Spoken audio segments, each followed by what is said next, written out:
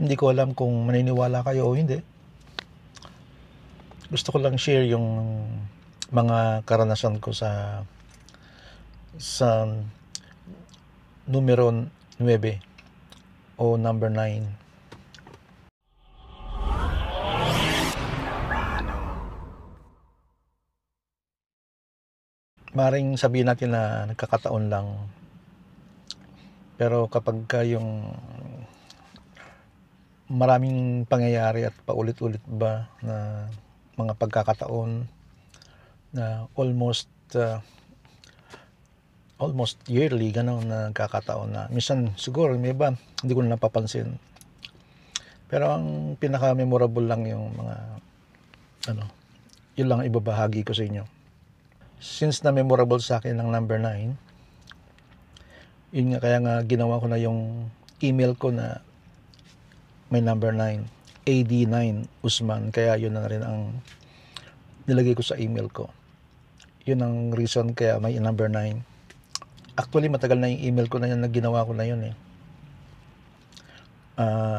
Way back siguro 1996 or 1997. Basta ang alam ko, yun ang unang ginamit ko. Yun nga, papuntang Dubai. Yun ang ginawa ko para inisip ko kung ano yung magiging permanenteng gagamitin ko sa trabaho, sa aking personal na email. Since na yun ang naisip ko, number 9. Total lang doon na rin yung AD9. At tapos na yung 9, ginawa ko na lang na G, letter G, kaya parang 9, Usman, Guzman. Ayan. But anyway, bukod sa pinanganak na tayo sa numero 9, siyempre, yun ang kauna-unahan na tumanim sa isip ko, ang aking araw ng kapanganakan, 9. Isa pa, yung itong napangasawa ko, kapag inad mo yung kanyang month at saka day ng kanyang kapanganakan is papatak din ng 9 o number 9. Naalala ko rin nung unang trabaho ko, tumagal din ako sa Pampanga to eh, sa Pampanga. Tumagal ako doon ng 9 months.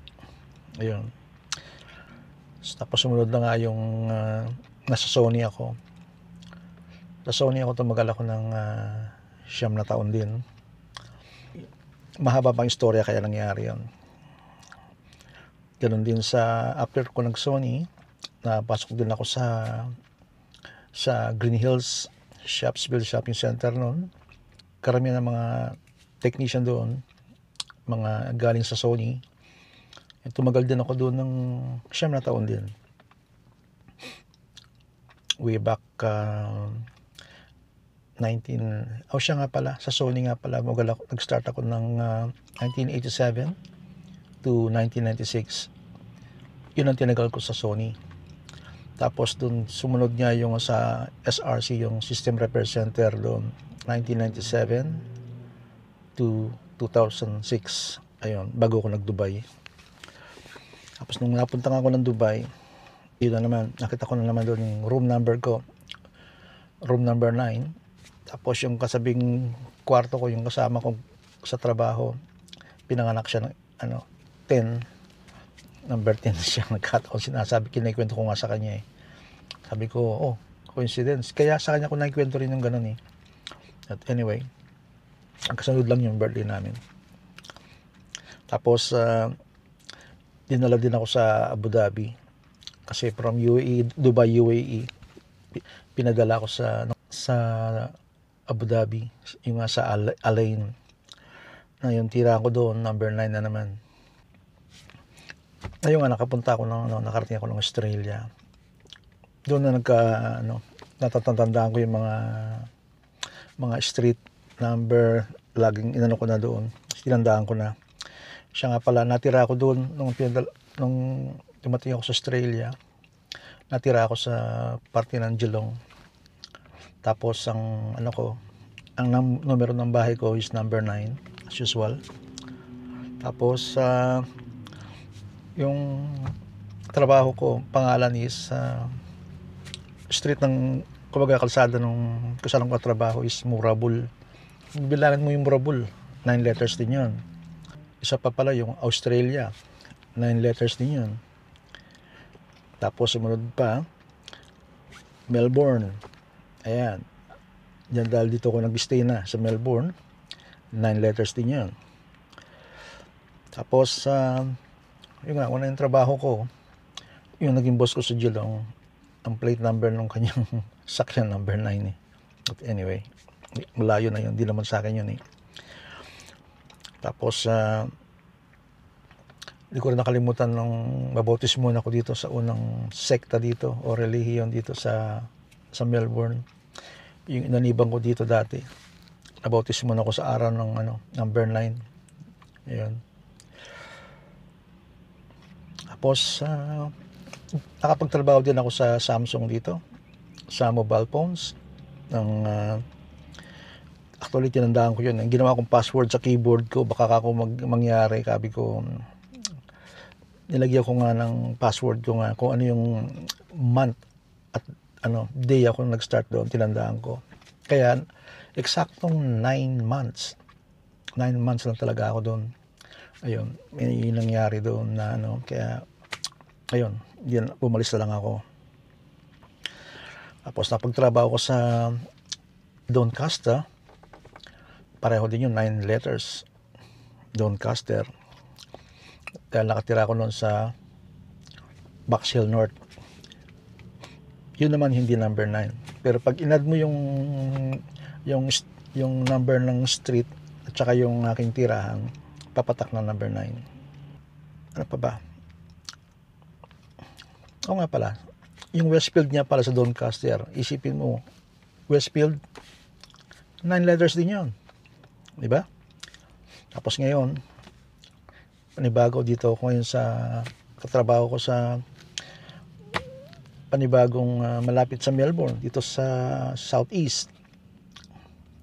Moorabbin, 9 letters. At natandaan ko rin yung ngayon, yung sakyan ng amo ko na naman uli. Kanyang plaka, nag-start na naman sa number 9. Kagandaan pa doon, meron pang AD. Para akin talaga. Tapos, ang registration ng kotse ko ngayon, itong sakyan ko na to, is 1I tapos blah blah blah, tatlong anyway, etc. Yung 1I, kapag yung number I is number 9 letters, di ba? Ikasyam siya mga letter, tama ba? A, B, C, D, E, F, G, H, I, tama, number 9 niya. At ngayon nakatira ako sa panibagong 9 letters. Hindi ko muna sasabihin ko saan yun. Isa nga naisip ko, sabi ko, may kinalaman dito sa religious matters o siguro dahil napasok lang sa isip ko, mga ganun, kaya minsan nangyayari yun. Minsan kasi ganun eh. Kung ano inisip mo, siya mangyayari sa'yo. Parang ganun. Kung ano pinaniwalaan mo, siya nangyayari sa buhay mo. Maraming ganun eh. Kaya kung maging positive ka sa buhay mo, natural, umasenso ka, di ba? Pero kapag ikaw, di ka magsisikap, para bang tamad ka o wala kang wala din mangyayari sa buhay mo. Kaya kumbaga may sinakasabihan na aim high, gano'n, di ba? Kaya kung about religious matters naman, batak naman yung Jerusalem is 9 letters. Ganoon din yung Bethlehem is 9 letters. Pero ano naman yun, karagdagan lang naman yun sa akin. But anyway, ayun lang. Hanggang sa muli. Salamat.